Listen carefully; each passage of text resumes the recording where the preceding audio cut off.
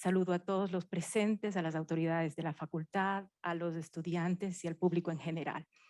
El tema que voy a abordar brevemente en respeto del tiempo de ustedes es el rol de la Corte Constitucional en el sistema de garantías constitucionales. Tal vez la idea central, podemos pasar a la siguiente, la idea central es plantearnos algunos objetivos respecto de las garantías constitucionales en esta brevísima exposición. Lo primero que debemos pensar es cuál es el rol constitucionalmente asignado a la Corte Constitucional en nuestra Constitución, nuestra Ley Orgánica de Garantías Constitucionales. Luego, proponernos muy brevemente, indicar si la Corte Constitucional está cumpliendo con este rol asignado constitucionalmente y finalmente concluir cuáles son los retos que tiene la Corte Constitucional para el cumplimiento de estos objetivos constitucionalmente indicados. Siguiente, por favor, muchas gracias. Bueno, el reto de la Corte Constitucional es, digamos, alcanzar estas finalidades que el constituyente estableció inicialmente, ¿no? Buscar este cambio trascendental que buscó la Constitución de Montecristi de 2008 respecto de las garantías jurisdiccionales. ¿Cuáles son esas finalidades centrales que la academia y el constituyente de 2008 indicaban con reiteración? La protección de todos los derechos constitucionales, no solo los de libertad, y ahí comparto el criterio de la exposición del profesor Fabián, que me gustó particularmente. En efecto, la Corte no puede ser pasiva frente al resto de derechos, especialmente aquellos que tienen una implicación social, ¿no es cierto? Con prudencia, como usted le ha dicho, pero bueno, a empezar ese trabajo, ¿no es cierto? Esto es importante. Entonces, no solo los derechos de libertad, evitar, ¿qué se quería? Evitar la centralización de la justicia constitucional, eliminar la acumulación exponencial de casos que se daba en el Tribunal Constitucional cuando conocí el amparo de la apelación, perdón, del amparo, y eliminar esta ineficiencia, ineficacia de las garantías constitucionales, ¿no? Sigamos, por favor. Eso era el ideal del constituyente de Montecristi, ¿no? Entonces, ¿qué mecanismos ideó el constituyente para conseguir estas finalidades? Primero, que los jueces ordinarios conozcan y resuelvan las garantías constitucionales, ¿no?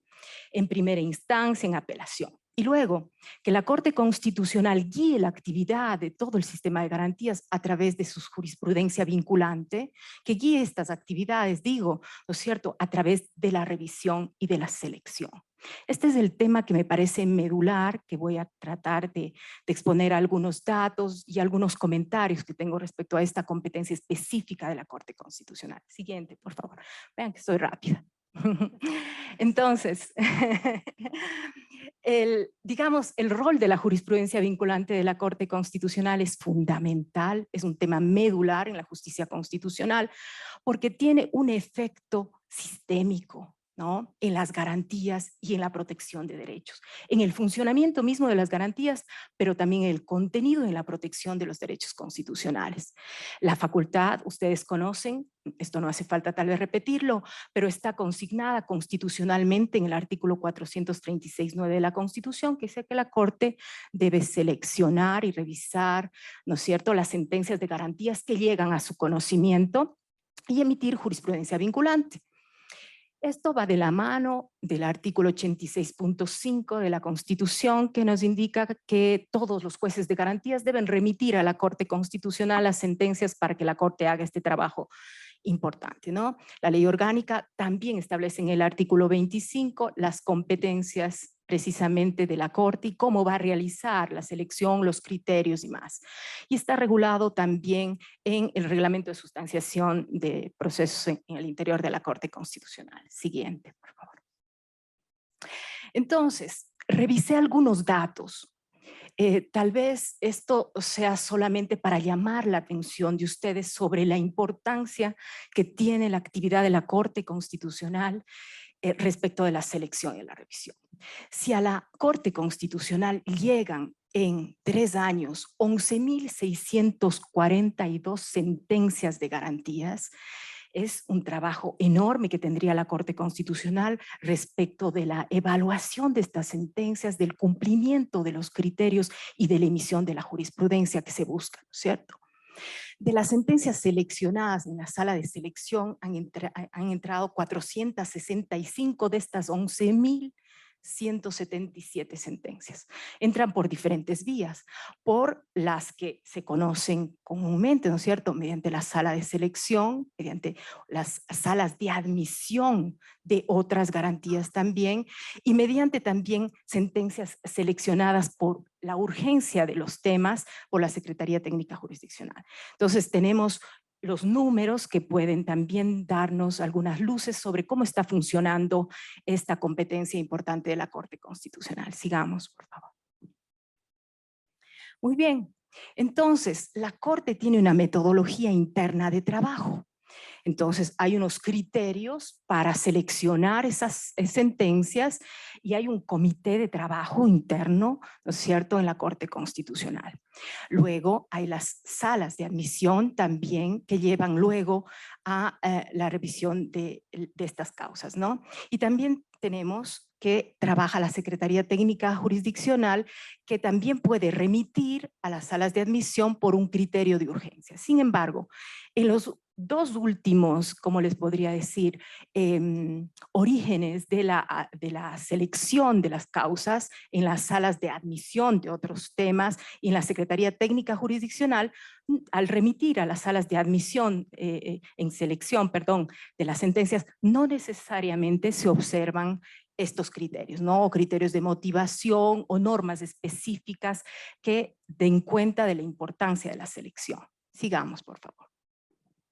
Muy bien, entonces la Corte Constitucional debe seleccionar las sentencias en virtud justamente del artículo 25, ¿no? Sobre esto ustedes saben que tienen que determinarse con claridad la gravedad, la novedad, la relevancia o trascendencia nacional o el incumplimiento de precedentes jurisprudenciales obligatorios. Entonces, ¿cuáles son los problemas que me saltan a la vista de esta competencia de la Corte Constitucional? Las problemáticas es que la Corte puede escoger o excluir casos discrecionalmente. Entonces, cuando digo simplemente discrecionalmente, no escojo un caso u otro, ahí no estoy usando los parámetros para seleccionar. Otra cuestión es la exclusión por el paso del tiempo. El artículo 25.6 dice que son 20 días que se tiene y esto puede encubrir casos que sí cumplan con esos parámetros, ¿no? Otro asunto importante respecto de los parámetros, son tan amplios, tan generales, que la Corte ha ido identificando esos casos y dando contenido a los parámetros de gravedad, de novedad, bueno, la negación de precedentes puede ser más fácil de determinar, que requieren siempre una actualización y un mayor desarrollo. Pero tal vez uno de los temas más importantes es darle contenido a este asunto de la relevancia nacional del caso seleccionado y que se somete luego a revisión, ¿no? Entonces, digamos, también hay otro problema aquí que de la lectura del articulado de la ley, usted los puede sacar con facilidad. Usted tiene 40 días para emitir sentencia y no hay una consecuencia de la falta de emisión de la sentencia también. Entonces, digamos que todo el procedimiento se ha vuelto discrecional, definitivamente discrecional. Y les voy a decir por qué esto afecta directamente al rol que tiene la Corte Constitucional en la protección de los derechos constitucionales y al desarrollo de las garantías constitucionales. Sigamos, por favor. Muy bien. Entonces, para la revisión, la Corte Constitucional, ¿no es cierto?, si vemos en datos, ¿no es cierto?, la Corte Constitucional puede emitir unas sentencias que establezca criterios generales, ¿no? De estas, el 38% de las sentencias seleccionadas y más tienen un criterio, establece un criterio general.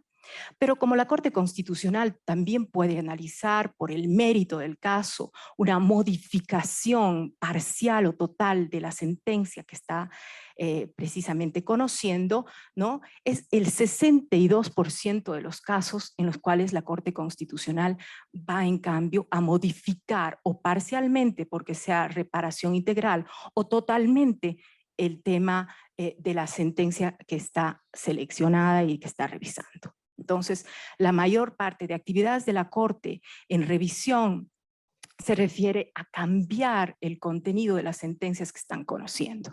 Sobre esto, lo que preocupa es justamente que el proceso que realiza la Corte Constitucional en selección y revisión precisamente no cuenta con partes que puedan defenderse, ¿no es cierto? O que estén interesadas o que puedan intervenir con un proceso jurisdiccional, constitucional común. Lo que preocupa es, en estos casos, el debido proceso, el derecho a la defensa y la inmediación, que la misma Corte Constitucional ha indicado que debería ser que el mismo juez que conoció el caso resuelve el caso, ¿cierto? Entonces, es necesario también, lo había puesto ahí, encontrar soluciones para casos que han sido seleccionados y también están siendo conocidos por otras garantías, como la acción extraordinaria de protección. Yo solo estoy diciendo las cosas que aún no tengo claridad de la solución, ¿no? Que veo como un poco, digamos, los retos de lo que está haciendo actualmente la Corte Constitucional con esta competencia muy importante. Siguiente, por favor. Entonces, tampoco voy a ser ciega ni tampoco soy egoísta. Hay que reconocer la evolución de las actividades de la Corte Constitucional en selección, revisión y la emisión de jurisprudencia. Hay un avance innegable, pero aún es necesario, digamos, mayor compromiso político, diría, respecto de esta competencia. Entonces, si la Corte Constitucional de 2010 a 2019 emitió 9 sentencias, jurisprudencia, nuevas sentencias, de 2019 a 21 emitió 53 sentencias. Por tanto, el avance es innegable, ¿no es cierto? Pero lo que hay es que retomar esta importante competencia. En este año, yo sé que ha habido una renovación parcial de la Corte Constitucional, no hay una sentencia de jurisprudencia obligatoria emitida. Siguiente, por favor. Muy bien, puse este pequeño cuadro también para evidenciar en qué temas la Corte Constitucional pone la mayoría de su trabajo. Lo saqué del último informe de la Corte Constitucional, de actividades de la Corte Constitucional. Entonces, ustedes pueden apreciar claramente en este caso que la acción extraordinaria de protección es la que toma el mayor tiempo y compromiso de trabajo de los jueces constitucionales. Luego está la acción de incumplimiento de sentencias, que fue una creación jurisprudencial de la Corte Constitucional, que no consta en la Constitución, porque en la Constitución el 436 lo que indica es que los jueces constitucionales tienen competencia para ejecutar sus propias sentencias, mas no intervenir en las sentencias de los jueces ordinarios que deben ejecutarlas, ¿no? Pero bueno, se creó jurisprudencialmente esta competencia y es la segunda más conocida por la Corte Constitucional en la actualidad. Luego está la acción pública de inconstitucionalidad, luego la acción por incumplimiento y solo después de ellas la revisión y la selección. Sigamos, por favor. ¿Cuáles son los retos? De ahí algunas conclusiones y simplemente para plantear un tema que me parece que debe volver a debatirse tanto en la academia como entre las altas autoridades que hoy nos acompañan. Uno de los retos es estructurar adecuadamente en la parte, digamos, orgánica o del diseño o incluso de las decisiones políticas de la Corte Constitucional en este tema. Otro reto es, digamos, en el escenario de estas dos grandes competencias, ¿no es cierto?, digamos, darle también la importancia que tiene la selección y la revisión y no solo, digamos, las competencias de garantías que conoce la Corte Constitucional, ¿no? La acción extraordinaria, la acción de incumplimiento y la acción por incumplimiento.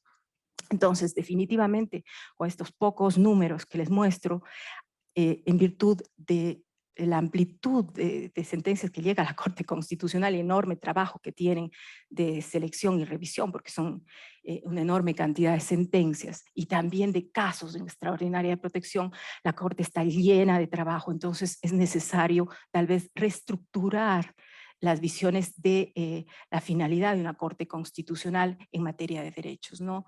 Entonces, yo creo que esta es una histórica deuda que tiene hasta el momento la Corte Constitucional. No digo que no haya hecho nada, creo que hay un avance importante, pero que esto sí puede corregirse. Siguiente, por favor. Es un diseño entonces orgánico también al interior y una decisión política también de los jueces. La decisión de adoptar, y está en la ley orgánica, ¿no?, este modelo discrecional respecto de la selección y revisión tal vez sea la causal principal que ha impedido que la Corte Constitucional definitivamente sea la cabeza del sistema de las garantías. Los jueces ordinarios de las garantías jurisdiccionales requieren la guía de la Corte Constitucional a través de su jurisprudencia. También me parece importante revisar y aclarar el proceso interno de selección y revisión y también las reglas de filtración. También la relación de la selección, el alcance de las sentencias de la jurisprudencia de la Corte Constitucional con otras garantías constitucionales, ¿no? Y definitivamente, no voy a tocar ese tema porque ese tema es muy complejo además y no es materia de esta exposición, pero también se debería considerar repensar los criterios o de admisibilidad o de procesamiento de la acción extraordinaria de protección, porque no puede ser que la mayoría del tiempo, como vieron ustedes con números del trabajo de los jueces de la Corte Constitucional, se haga sobre debates, sobre, digamos, temas exclusivamente procesales de la justicia ordinaria. Se deben estar debatiendo derechos, estructura de las garantías, digamos que la finalidad de cabeza del sistema de garantías constitucionales es otra. Evaluación, ahí ya termino. Hay un gran avance, pero se requiere una decisión de revivir y dar su lugar e importancia a la selección y revisión de jurisprudencia para emisión de jurisprudencia en la Corte Constitucional. Hay 53 casos, no en 3 años, perdón, es un error, en 14 años. ¿Sí? Y hay miles de sentencias que llegan. Los criterios deben ser más objetivos.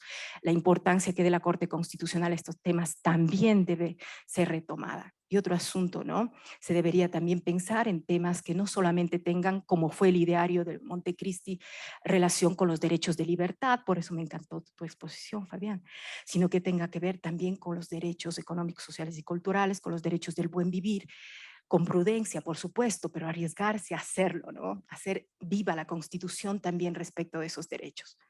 Los parámetros de selección deben revisarse constantemente, se debe dar un criterio más preciso sobre lo que es la trascendencia nacional y tal vez esto pueda guiar un mejor desempeño de la Corte en este asunto. Siguiente, creo que ya terminé. Sí, gracias. Entonces, una pequeña crítica, pero con cariño, no más. Muchas gracias. Muchas gracias a la doctora Dunia Martínez por su exposición.